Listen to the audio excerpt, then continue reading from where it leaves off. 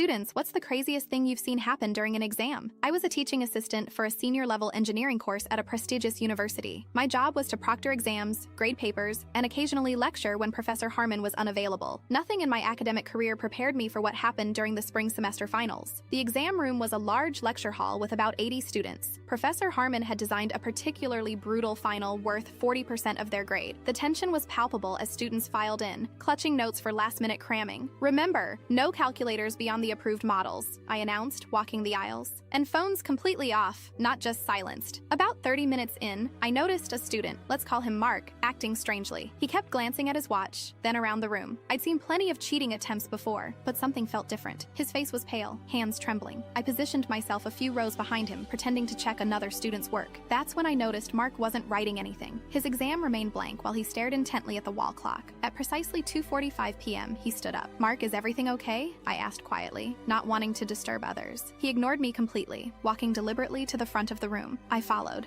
thinking he might be ill and needing to leave. "I have something important to say," he announced loudly. The scratching of pencils ceased immediately. Professor Harmon looked up from his desk. "Young man, sit down or leave. You're disrupting—" "You don't understand," Mark interrupted. "None of this matters. The exam, the grades, all of it. It's meaningless." I reached for my phone, ready to call campus security. That's when Mark pulled an envelope from his pocket. "I received this yesterday." His voice cracked. "Stage 4. Terminal. 6 months at best." The silence in that room became something physical, heavy, oppressive. "I've spent 4 years killing myself for a future I'll never have," he continued, "studying instead of living. And for what?" Professor Harmon stood slowly. "Mark, I'm so sorry. Let's talk outside." "No!" Mark shouted, tears streaming now. "I need everyone to hear this. Look around you. Is this how you want to spend your precious time? Stressing over differential equations and thermodynamic principles that most of you will never use again?" A girl in the front row began crying softly. Others stared in shock or looked down at their papers, suddenly insignificant. "I'm not asking for pity," Mark continued, voice steadier now. "I'm asking you all to wake up. I would trade every A I've ever earned for one more year of life." I stood frozen, completely unprepared. This wasn't covered in TA training. Then something remarkable happened. A student stood up, walked to the front, and handed in his incomplete exam. Then another, and another. Professor Harmon made no move to stop them. He simply nodded, tears in his eyes. Mark looked surprised, as though he hadn't expected any impact. "I didn't mean to ruin the exam," he said quietly. "You didn't ruin anything," Professor Harmon replied. "You just put it in perspective." That day changed everything. The department allowed students to complete the exam later, or accept their current course grade. Professor Harmon completely restructured his teaching approach the following semester. As for Mark, he dropped out to travel. The university awarded him an honorary degree.